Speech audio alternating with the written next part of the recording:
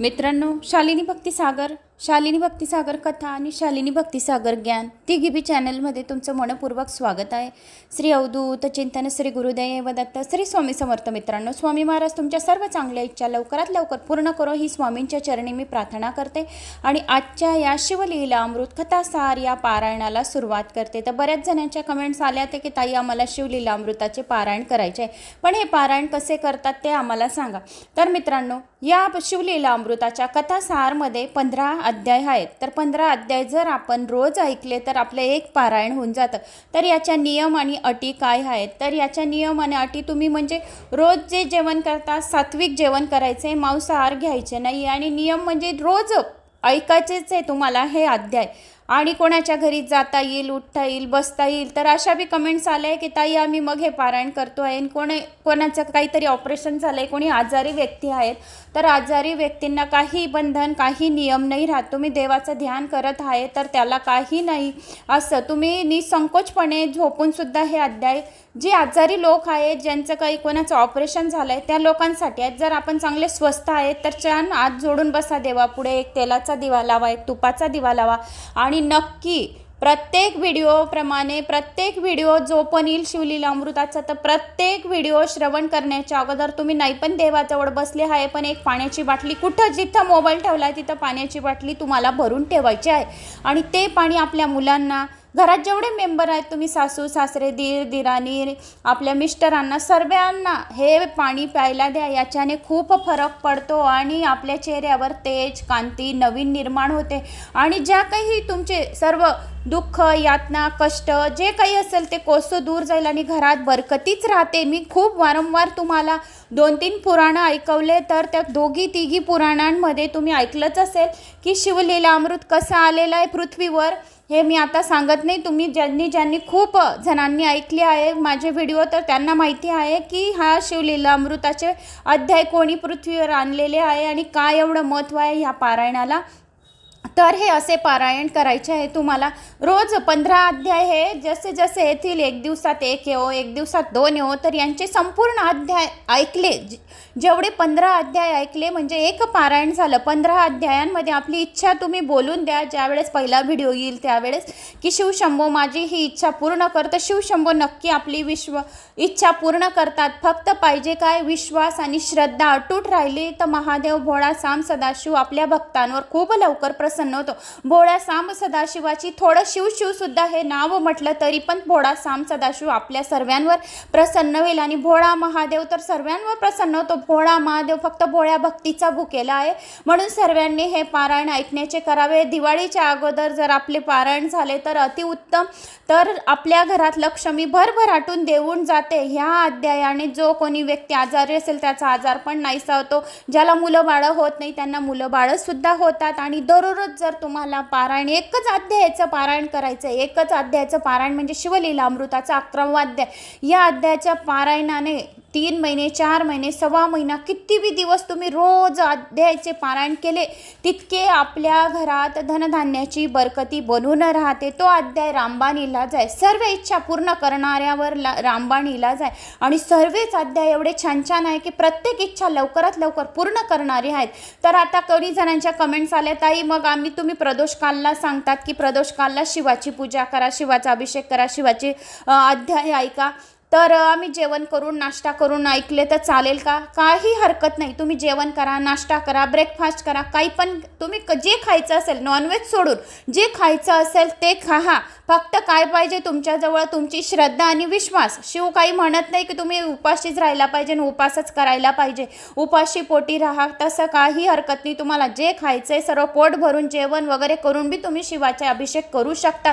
फक्त भोळा साम सदाशिव फक्त भक्तीचा भुकेला राहतो। भोळा साम सदाशिवाची ओम नमः शिवाय या पंचाक्षर मंत्राची पण 108 वेळा माळ केली तरी सुद्धा भोळा साम सदाशिव आपल्या सर्वांना आपल्या भोळी भक्तीचा तो भुकेला असतो, तर सर्व इच्छा लवकरात लवकर पूर्ण करतो। तर अजून एक प्रश्न, तर मंगळवारचे जे गणपतीचे व्रत आहे ताई, तर मग ते व्रत आम्ही कसे करायचे आहे? मंगळवारचे व्रत ज्यांना करायचे असेल, गणपतीचे व्रत राहतात ते तुम्ही पुस्तकात त्याची संपूर्ण मांडणी विधी दिलेली राहते, तुम्ही त्यानुसार सुद्धा गणपतीचे व्रत केले तरी सुद्धा चालेल। त्याच्यात स्पष्टपणे सर्व काही लिहिलेलं राहतं गणपतीच्या व्रताबद्दल. 5 मंगळवार करतात गणपतीचे व्रत, हे 5 मंगळवार करतात. एक लाल कपडा अथरायचा, कलश पाण्याचा भरायचा, त्या कलशाच्या खाली 2-3 तांदळाचे दाणे टाकून तुम्ही साधा कलशसुद्धा भरून तिथं पोथी वगैरे करू शकता.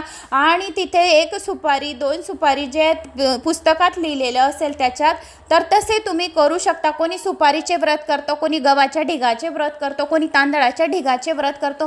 पोथी जी राहते आपली कहाणी, ती सर्वांची अलग अलग कहाणी राहते. तर त्या कहाणी अनुसार त्या पुस्तिकामध्ये कसे तुमचे लिहिलेलं आहे त्या प्रकारे सुद्धा तुम्ही करू शकता. तर जे गणपतीचे व्रत हे एवढे इच्छाधारी व्रत आहे, ज्या मुलामुलींचे लग्न सहजाकरी, ज्यांचे मुलामुलींचे लग्न जमत नाही त्यांच्यासाठी अतिउत्तम राहतात गणपतीचे व्रत. मंगळवारचे खूप छान राहतात. त्याबी मंगळवारी गणपती बाप्पाचे व्रत केल्याने सर्व इच्छा मनोकामना पूर्ण होणार आहे. कारण रिद्धी आणि सिद्धीचे व्रत आहे ते. आणि गणपती बाप्पा संकट नाशक आहे, सर्व संकटांचा नाश करणारे आहे. आणि जे विघ्न राहतं ते आपले दूर करणारे देवता आहेत. आणि लग्न जुळणाऱ्यांना लवकर, ज्यांना नोकरी नाही लागत त्यांना कर्ज लवकर उतरायला, सर्व गोष्टींवर रामबाण इलाज आहे. कारण रिद्धी सिद्धीचे दाता जे आहेत ते गणपतीच आहेत. जर जो गणपतीची पूजा करतो त्याच्या पण सर्व इच्छा लवकरात लवकर पूर्णच होतात.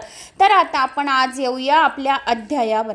तर मित्रांनो, त्या अगोदर जर कोणी नवीन आलं असेल चॅनलला तर सबस्क्राईब करून घ्या, म्हणजे तुम्हाला हे पारायणाचे सर्व व्हिडिओ तुमच्यापर्यंत येतील आणि तुम्ही अच्छे चांगल्या तरीकाने हे श्रवण करतील. जो पण तुमच्या घरातील जो व्हिडिओ ऐकतो आहे त्याचे बी दर्शन केले तरी दुसऱ्यांना सुद्धा लाभ होईल असे हा व्हिडिओ हे अध्याय आहेत. तर गावाचं नाव नक्की टाका तुम्ही, कुठून माझी कोणत्या गावाहून ही कथा ऐकत आहोत. नाहीतर ओम नमः शिवाय तरी लिहा, जय श्री महाकाल लिहा. जय श्री महाकाल लिहिल्याने आपला कसा आपण मृत्यूगंड असतो तो टळतो. महाकाल असं सुद्धा बोललो आपण, जय श्री महाकाल, तर तो येणारा जो मृत्यूगंड असतो, जो येणारा काळ असतो तो आपला काळ कोसो दूर जातो. म्हणून जय श्री महाकाल या गावाचं नाव काहीतरी नक्की लिहा आणि ऑलवर क्लिक करा. आणि शालिनी भक्तिसागर कथा, शालिनी भक्तिसागर ज्ञान, तिकडे पण माझे व्हिडिओ चालू आहेत. अजून एक प्रश्न की ताई आम्हाला जे शालिनी भक्तिसागर कथाचे जे ऑडियन्स आहेत ते म्हणत आहे की आम्हाला मराठीत कथा ऐकवा. तर मराठीची जे कार्तिक मासचे अध्याय आहे ते शालिनी भक्तिसागरवर चालू आहे आणि हिंदीचे अध्याय आहेत ते कथावर चालू आहेत. तर हे कार्तिक मासमध्ये जेवढे जप तप हवन श्रवण जेवढे आपण केलं, जेवढे श्रवण कथा कुठल्या ना कुठल्या कथा केल्या, आपल्याला 4 धाम यात्रा केल्याच्या पुण्यफळाची प्राप्ती होते. कार्तिक मास हा महालक्ष्मीचा सर्वात आवडता महिना आहे. त्यामुळे कार्तिक मासाला तुळशीची पूजा सर्वात जास्त करतात. आणि तुळशीजवळ सकाळ संध्याकाळ एक लांब वातीचा दिवा लावा, आपल्या इच्छा पूर्ण करण्यासाठी आणि घरात लक्ष्मी येवो अशी प्रार्थना करण्यासाठी. कार्तिक मासामध्ये तुळशीचे दररोज पूजा करायची. जो कोणी तुळशीची पूजा करतो, शरीरावर कुठल्या पण एका जागेवर आपल्या तुळशी पान ठेवतो, तर त्याला खूप खूप कोटी गुणा पुण्यफळाची प्राप्ती होते. तर मित्रांनो, आता आपण येऊया आपल्या कथावर. श्री गणेशाय नमो नमः. वक्रतुंड महाकाय सूर्यकोटी समप्रभ निर्विघ्नं कुरु मे देव सर्वकारी सुसर्वदा. दार्शराजाची कथा. अध्याय पहिला. जगद्गुरु वेदव्यासांचे शिष्य म्हणतात की शिवचरित्र हे अतिशय अद्भुत असे आहे, जे जरी नुसते ऐकले तरी आपल्या सर्व पापांचे पर्वत जळून पूर्णपणे भस्म होतात. जो कोणी हे ऐकतो त्याला दीर्घ आयुष्य आणि उत्तम आरोग्य लाभते, मनोजोगी संतती प्राप्ती होते. शिवाय त्या व्यक्तीवर लक्ष्मी ही अतिशय कृपा करते. एखाद्याला 4 धाम यात्रा करून जे पुण्य मिळते ते शिवलिंगाचे अभिषेक करून त्या व्यक्तीला 4 धाम यात्राचे पुण्य मिळते. शिवलिंगाला जो कोणी पाणी वाहतं, तरी सुद्धा शिवलिंगाला जो कोणी पाणी वाहतं, तांदूळ वाहतं, अष्टगंधक फुले पत्रे बेलपत्री वाहतो, त्याच्यावर लक्ष्मी खूप लवकर प्रसन्न होते असे शिवाने स्वतः सांगितले आहे. आणि शिवलिंगाला जो कोणी टच करतं, त्याला स्पर्श करतो, तरी सुद्धा त्याचे पापे जोडून भस्म होऊन जातात. आणि ज्यांचे काही कार्य जुळत नाहीये, लग्न वगैरे काही जुळत नाहीये, व्यापारात लाभ होत नाहीये, तर शिवलिंगाला रोज अभिषेक करून लक्ष्मी आपल्यावर प्रसन्न करून घेण्याचे करावे. या प्रयासाने मिळते ते फक्त शिवलिंगाला अभिषेक केल्याने हे पुण्य मिळते. हे शिवचरित्र ऐकल्यामुळे सुद्धा मिळते. हे शिवचरित्राचा हा जो दार्शराजाची कथा आहे, हे सुद्धा आपण अध्याय ऐकला तरी सुद्धा महालक्ष्मी लवकर प्रसन्न होते. हर एक व्यक्तीने शिवनामाचा जप करावा, म्हणजे आपल्या आयुष्यातील सर्व पापांचे शालन होऊन जाते. ब्रह्मदेव, स्वर्गातील सर्व देव, ऋषी मुनी हे सुद्धा शिवनामाचा सतत जप करीत असतात. हा जप केल्याने मानवाचे दुःख दारिद्र्य 6 महिन्याचे 6 महिन्यातच दूर होते. जो कोणी शिवलिंगाला अभिषेक घालतो, तांदूळ वाहतो, तीळ अर्पण करतो, बेल अर्पण करतो, शिवाला शहद अर्पण करतो, त्याचे दुःख आणि दारिद्र्य फक्त 6 महिन्यात दूर होते. यातना सुद्धा त्याच्या दूर होतात. इत्यादी सर्व नाहीसे होते आणि त्याला संयमशील जीवन प्राप्त होते आणि लक्ष्मी त्या व्यक्तीवर खूप प्रसन्न होते. ओम नमः शिवाय हा मंत्र सर्व मंत्रांमध्ये अतिशय मंत्रराज आहे. श्रेष्ठ असा तो मंत्रराज आहे. ज्याप्रमाणे तीर्थक्षेत्रात प्रयाग श्रेष्ठ आहे, वेदांतामध्ये शास्त्रांमध्ये श्रेष्ठ आहे, तसा या अक्षरामध्ये पाशुपात अश्र सर्वात श्रेष्ठ आहे. देवात कैलासनाथ शंकर श्रेष्ठ आहेत, पर्वतात हिमालय श्रेष्ठ आहेत. तसाच हा मंत्र सर्व मंत्रात श्रेष्ठ असा मंत्र आहे. या मंत्रांबाबत विशेष गोष्ट अशी आहे की यांच्या उच्चारण्यासाठी लिंगभेद लागत नाही, स्थानभेद लागत नाही, परिस्थिती भेद लागत नाही, कुठल्याही प्रकारच्या भेदाचे बंधन नाही. स्त्री, शूद्र, गृहस्थ्रमी, ब्रह्मचारी किंवा कोणीही या मंत्राचा सहजापणाने अगदी जप करू शकतात आणि मानव जीवनाचे सार्थक करून घेऊ शकता. या जपाला वेळा काळाचे सुद्धा बंधन नाही. या तुम्ही ओम नमः शिवाय या मंत्र केव्हाही जाप करू शकतात. अजिबात बंधन नाहीये. जागेपणी, झोपल्यावर, स्वप्नात, रोजचे काम करताना, कामानिमित्त बाहेर जाताना, फार काय सांगू तर भांडण करताना सुद्धा तुम्ही ओम नमः शिवाय या मंत्राचा जप करीत असले तरी सुद्धा जप करावा असे सांगितले आहे. जी व्यक्ती या मंत्राचा सतत जप करत असते तिच्या पाठोपाठ भगवान शिवशंकर सतत पदोपदी उभे राहत असतात. त्यामुळे त्या व्यक्ती शंकराचा आशीर्वाद सतत लाभत असतो. हे सांगितले जरी असले खरे आहे तरी भगवान शंकर सांगतात हा मंत्र अगदी प्रथम स्वतः न म्हणता प्रत्येकाने तो गुरुमुखातून घेतला पाहिजे. त्यासाठी गुरु कसा असावा? मनापासून भक्ती करणारे, वैराग्य असणारा, दिव्य ज्ञान प्राप्त करणारा, सर्वज्ञ म्हणजे धर्माचे सर्व ज्ञान असणारा, उदार, दीन दुःखाबाबत दयाळू अंतकरणाचा असा गुरु असावा. विरक्त, शांत, असिक वृत्तीचा असावा आणि 4 वर्णात वेदाने जो वर्ण ब्राह्मण श्रेष्ठ मानला जातो त्या वर्णाचा असावा. आपल्याला मंत्र ठाऊक आहे म्हणून आपणच त्या मंत्राचा जप करायला सुरुवात केली तर तो व्यर्थ होय. फार काय, प्रत्यक्ष भगवंतांनी जरी तो मंत्र आपणास सांगितला तरी त्याचा काही उपयोग होणार नाही. ज्याप्रमाणे मौजी बंधनाशिवाय एखाद्या व्यक्तीने गायत्री मंत्राशिवाय कितीही जप केला तरी तो फुकट आहे असे शास्त्रात सांगितले आहे. सर्व वराड लग्नासाठी जमले तरी वराचा पत्ता नसेल तर लग्न घरी किंवा मंडपात जमा झालेल्या त्या वराडाला काय किंमत. पण हे खरे असते. म्हणून गुरुला नम्रपणे मनोभावे शरण जाऊन गुरुचरणी नम्र होऊन त्याच्याच मुखातून मंत्र घ्यावा, मग त्याचा स्वमुखातून जप करावा. उत्तर क्षेत्रात या मंत्राचा जप करावा. शिवचरित्र मनापासून ऐकावा. ऐकण्याचा मनात ध्यास लागला पाहिजे, उत्सुकता लागली पाहिजे. शिवाचे नाव घ्यायला उत्सुकता लागली पाहिजे, शिवाचे अभिषेक करायला उत्सुकता लागली पाहिजे, शिव मंदिरात जायला उत्सुकता लागली पाहिजे, मनाला तळमळ लागलेली पाहिजे. असे जर तुमच्याकडे सतत घडत असलं तर साम सदाशिव भोळा साम तुमच्या अगदी जवळ आहे असे समजावे. याविषयी सांगितली जात असलेली एक जुनी गोष्ट आहे. ती फार जुनी कथा आहे. ती मी तुम्हाला आता सांगत आहे. फार वर्षापूर्वी मथुरेला यादव वंशातील दार्श नावाचा एक राजा राज्य करीत होता. तो राजा अतिशय पराक्रमी शूर होता. तसाच तो स्वभावाने उदारही होता. त्याचे राज्य फार विस्तारलेले म्हणजेच मोठे होते. त्याने केलेले अनेक मांगलिक राजे त्याच्या दरबारात त्याच्यासाठी नजराणे येत असत आणि दार्श राजाला लवून नमस्कार करीत आणि राजाची कृपा झाली की अतिशय आनंदित होत असे. त्याच्या राज्यातील ऋषी मुनी आणि सर्व प्रजानन राजाचे सतत कल्याण होवो म्हणून देवांची नित्य नेमाने प्रार्थना करीत असे. जो कोणी याचक जे मागेल ते राजा त्याला लगेच देत असे. त्याच्या राज्यात दारिद्र्य, उपाशी, आजारी असा कधीच कुणीही नव्हता. 14 विद्या आणि 64 कलांत राजा स्वतः निपुण होता. त्याची असलेली अफाट चतुर सेना पाहून इतर सर्व राजे भयभीत होत असत. दार्श राजाचे बोलणे वागणे सुद्धा अतिशय गोड होते. तो अतिशय सत्यवचनी होता. राजाच्या आवडत्या पटराणीचे नाव होते कलावती. ती धर्मतीर्थ मानण्यात आलेल्या काशी नगराची राजकन्या होती. ती दिसायला अतिशय सुंदर होती. तिचे होठ तोंडल्यासारखे तांबडे लाल होते. तिचे डोळे सुद्धा कमळासारखे सुंदर होते. ती बघण्याने सिंहकटी होती. तिची चाल हंसीसारखी अतिशय डौलदार होती. केस भरपूर लांब सडक आणि काळेभोर होते. तिचा चंद्रासारखा गोल चेहरा फारच लोंबत दिसत होता. राणी हसली की तिच्या हिरण्यासारखे पांढरे शुभ्र असलेले दात तेजाने नुसते झळझळत असे. अशा या अतिशय स्वरूप सुंदर राणीवर राजाचे फार प्रेम होते. एक दिवस त्याने आपल्या महाराणीला कलावतीला आपल्या महालात यावे अशी तातडीने निरोप पाठवला. पण राणी काही आली नाही. तिच्या अतिशय सुंदर अशा स्वरूपाने वेडवलेला राजा कामातूर होऊन स्वतःच मग राणीला भेटायला तिच्या महालात गेला. तिच्या जवळ जात मोठ्या प्रेमाने तो म्हणाला, राणी, मला नकार का बरं पाठवला? तुझ्या मनात माझ्याबद्दल राग किंवा काही किंतु तर नाही ना? तू रागावली आहेस का माझ्यावर?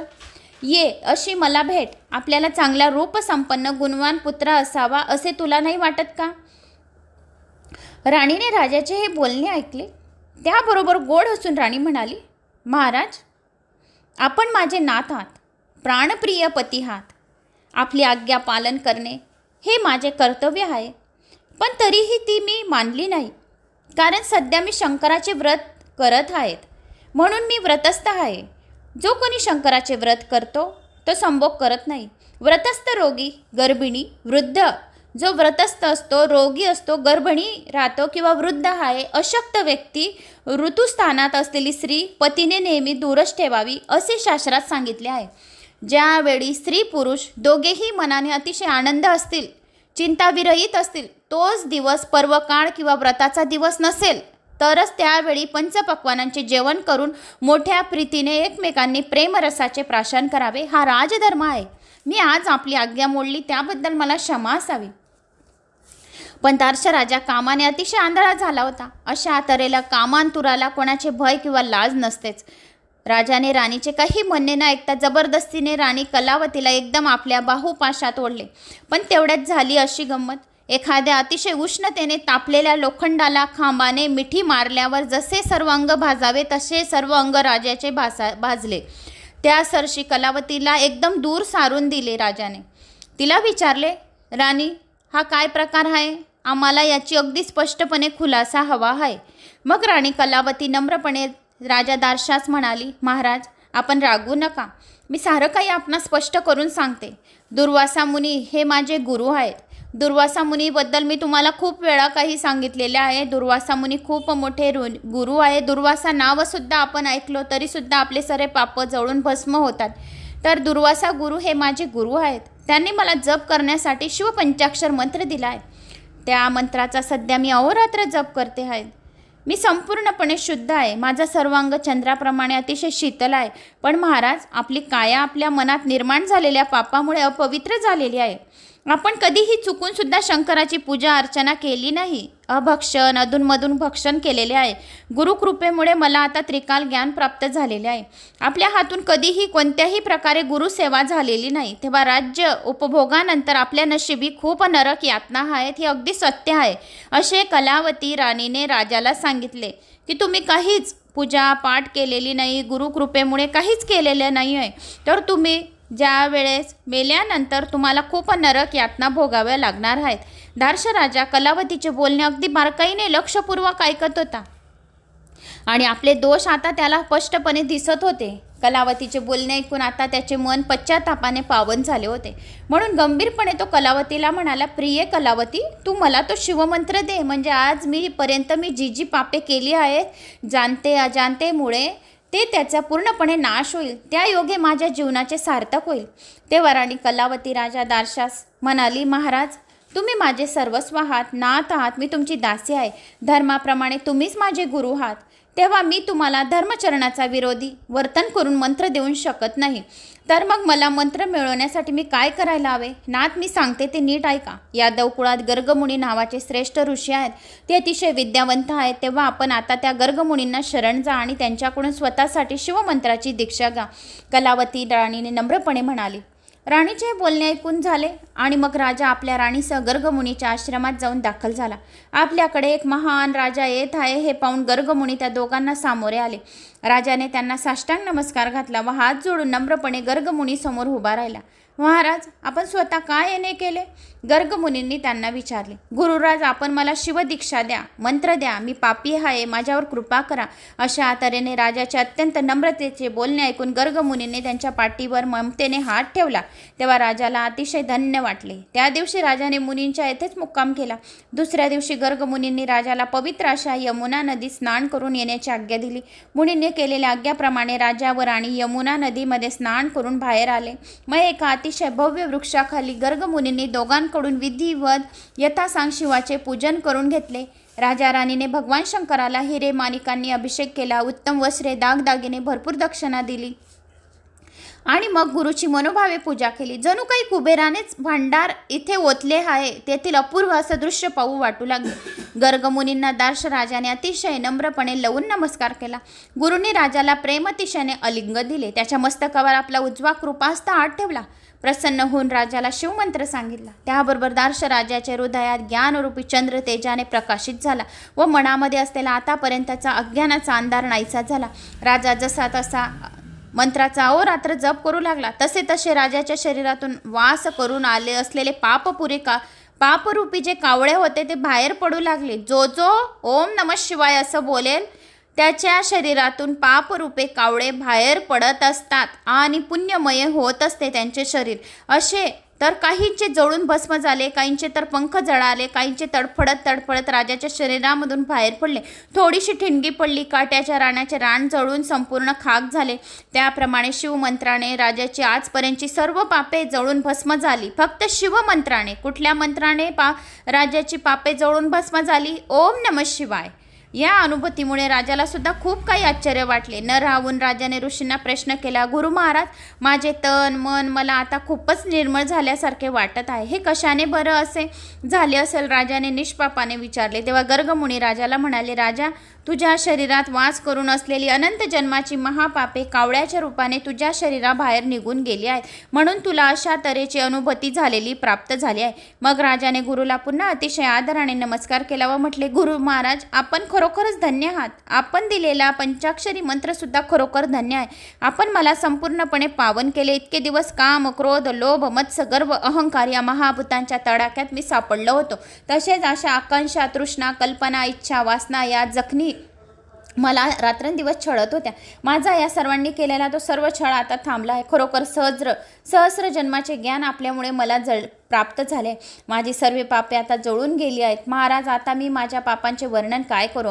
भक्षण करणे, दारू पिणे, परस्त्रीकडे पापी रूपाने पाहणे, गुरुची निंदा करणे असला अनाचार माझ्याकडून वारंवार घडत होता. गो हत्या करणे, ब्रह्महत्या करणे, स्त्री हत्या करणे, गुरुहत्या करणे, दुसऱ्यांची निंदा करणे, मित्रांचा गुरुद्रोह करणे, धर्मांची निंदा नासलती करणे, पंक्तीभेद करणे असा दुराचार करण्यास मला काहीच वाटत नव्हते. शंकर आणि विष्णू यांच्यात भेद करणे, दुसऱ्याचे ज्ञान चोरणे, पुस्तके चोरणे, पक्षांना उगाच ठार मारणे, उगाच नास्तिकपणा दाखवून वाद घालणे, स्त्री लंपट होणे, कृतज्ञ होणे, दुसऱ्याचे धन हिरावून घेणे, तीर्थाचा नायनाट करणे, दीन माणसांना मारणे इत्यादी गोष्टींचा करण्यास माझे मन अजिबात कचरत नसे. भगिनी माता पिता यांची हत्या करणे, कन्याचा विग्रह करणे, गाईला विकणे, दूध विकणे, गाव जाळणे, आत्महत्या करणे, भ्रूणहत्या करणे, बालहत्या करणे अशा तऱ्हेची अनेक महापापे माझ्या हातून सहस्र जन्मात घडली होती. आपल्या कृपेमुळे माझी ही सर्व पापे जळून नष्ट झाली. त्याच्या बंधनातून मी मुक्त झालो.